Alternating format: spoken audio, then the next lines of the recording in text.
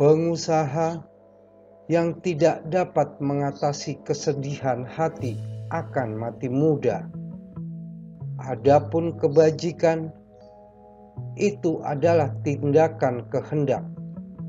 Kebiasaan yang meningkatkan kuantitas, intensitas, dan kualitas hidup itu membangun, memperkuat, dan menghidupkan kepribadian. Doa, latihan dasar roh, harus dipraktekkan secara aktif dalam kehidupan pribadi kita. Jika manusia yang terabaikan harus dibuat cukup kuat untuk menegaskan dirinya sekali lagi. Karena jika kekuatan doa dilepaskan lagi dan digunakan dalam kehidupan pria dan wanita biasa, jika roh menyatakan tujuannya dengan jelas dan berani, masih ada harapan bahwa doa kita untuk dunia yang lebih baik akan dijawab.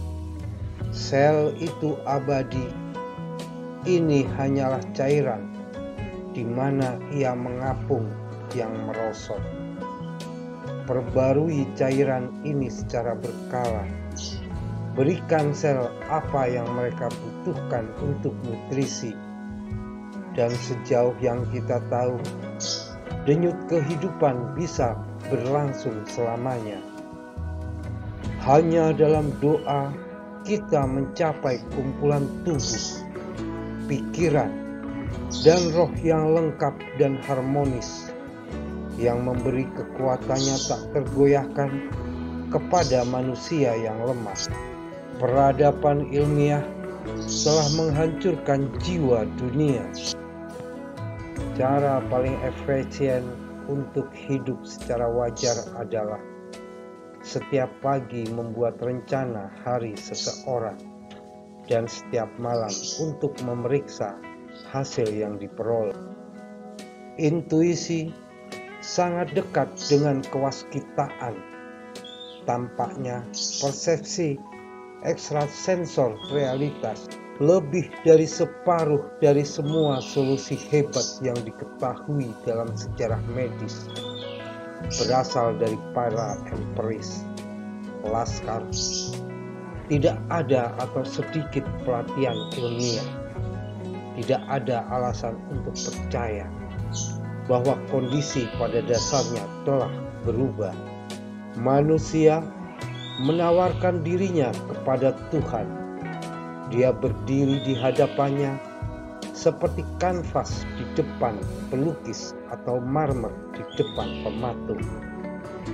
Pada saat yang sama, ia meminta rahmat-Nya, mengungkapkan kebutuhannya dan kebutuhan saudara-saudaranya yang menderita.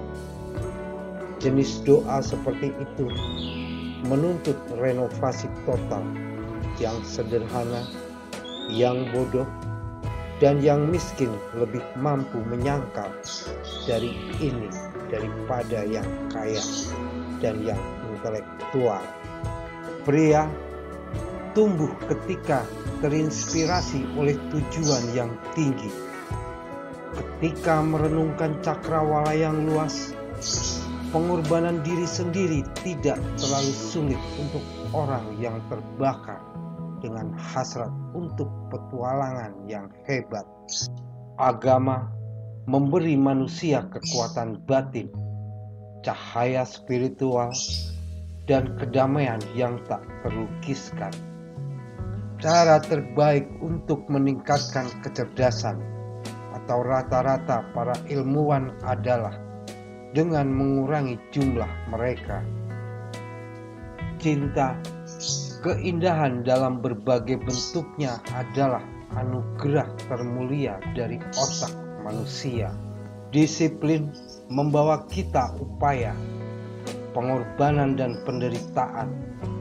Belakangan itu membawa kita sesuatu yang nilainya tak ternilai. Sesuatu di mana mereka yang hidup hanya untuk kesenangan, keuntungan, atau hiburan yang akan selalu dirampas, Kegembiraan aneh yang tak dapat didefinisikan ini yang harus dirasakan seseorang untuk dipahami adalah tanda yang dengannya kehidupan menandai momen kemenangan. Doa adalah kekuatan yang nyata seperti gravitasi terestrial. Sebagai seorang dokter, saya telah melihat orang-orang terangkat dari penyakit oleh kekuatan doa. Ini adalah satu-satunya kekuatan di dunia yang mengatasi hukum alam.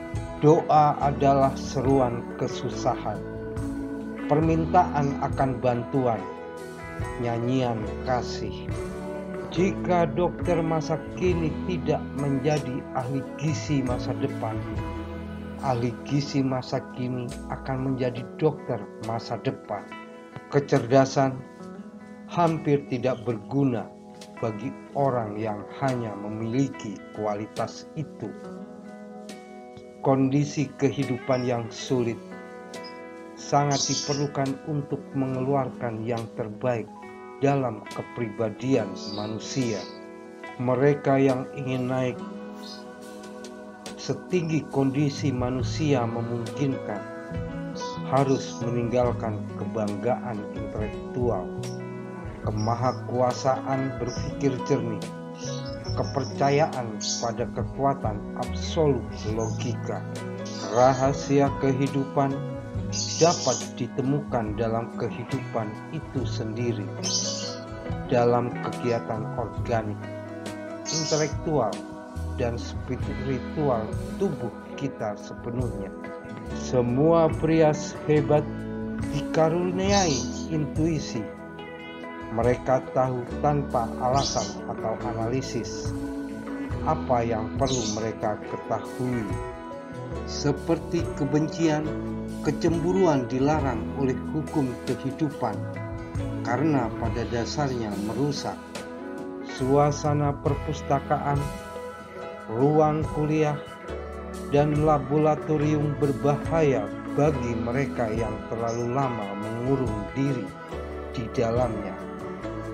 Ini memisahkan kita dari kenyataan seperti kabut. Untuk mencapai takdir kita, tidak cukup hanya berjaga-jaga terhadap kecelakaan di jalan.